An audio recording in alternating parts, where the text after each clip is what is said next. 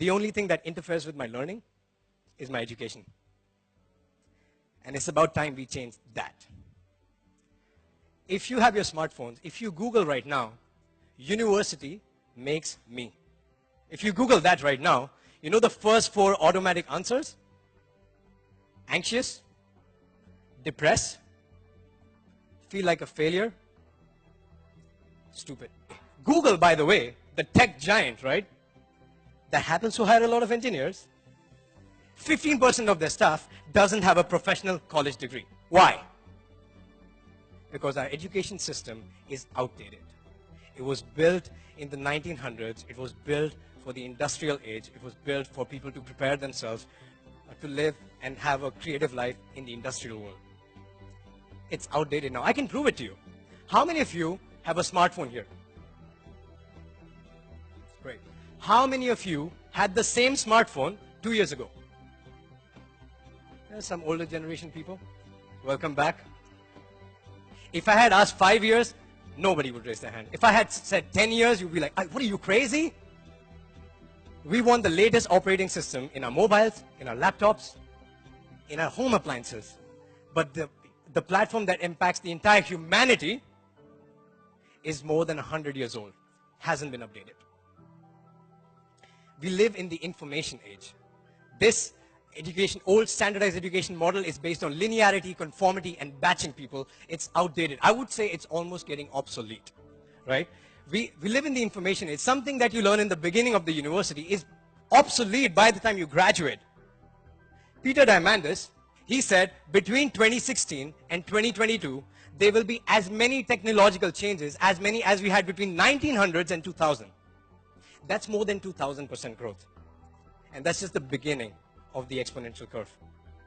Many of the interesting jobs today that we have didn't exist 5 years ago. What do? We don't live in the age of standardization. We live in the age of customization. Let me tell you a story. Do you guys know this guy? Kevin Systrom. So this guy worked in a marketing job. During the day, he would work in a marketing agency, and he will come back home, take out his computer, and start programming, right? And he got so good at programming, he built an app called Bourbon. He later, after a few iterations, called that app Instagram. At the age of 28, he sold that app for $1 billion to Facebook, Mark Zuckerberg, a college dropout. We don't live in the age of standardization. We live in the age of customization, and everybody can teach themselves. No two people are the same. How many of you have siblings? How many of you have siblings? Perfect. Did your parents ever come up to you and said, hey, come here, remind me, which one are you again? Never happens. Even if you're Indian, doesn't happen. There's 500 million people there. Doesn't happen.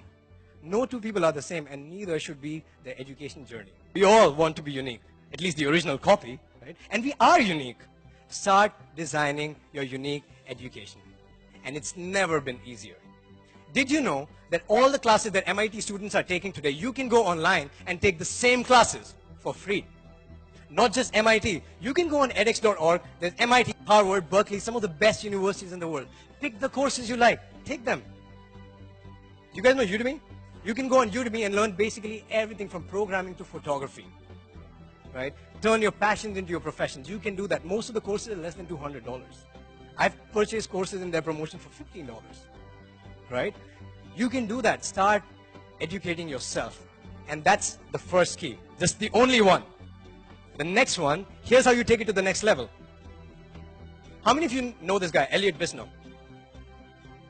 No one. Great. So this guy was a young American entrepreneur living in US, starting out as a digital entrepreneur at the age of 24. He felt really lonely. He didn't have, he had a lot of unanswered questions. What he did, he picked up his phone, started calling successful digital entrepreneurs in US and said, hey guys, I stay in Utah. I'm inviting a lot of digital entrepreneurs. Why don't you come hang out with me? And you know what? I will pay for it. He took $50,000 on credit card debt and invited 50 different entrepreneurs for one trip. But then he was on to something. Next year, 200 people came, and they paid. The year after, 700 people came and they paid. Today, he gave birth to what we call the Summit Series. People like Richard Branson speak at that event today. And he was voted as the coolest entrepreneur by Inc. magazine in 2009, right? You know what he was doing? He was bringing together people with similar interests, similar pain points, and similar lifestyles. And that's the key. Find your tribe. We are social animals. We are naturally inclined to connect with people who are like us, similar values, similar interests, similar belief system, right? And we thrive in that environment, right? That's where you share the latest practices. That's where you learn and you teach each other. You learn and grow with each other together as a tribe. And when you find your tribe, something interesting happens. On May 28, 2017, I landed in Barcelona about 4 months ago. And I joined 400 people from 50 different countries that said, we will relocate to Barcelona for 1 month and we go deep into personal transformation. We got together and we had some of the most incredible teachers in the world teaching us and having workshops every single day. This is Vishen Lakhiani, founder of Mind Valley. He's teaching us on advanced goal setting.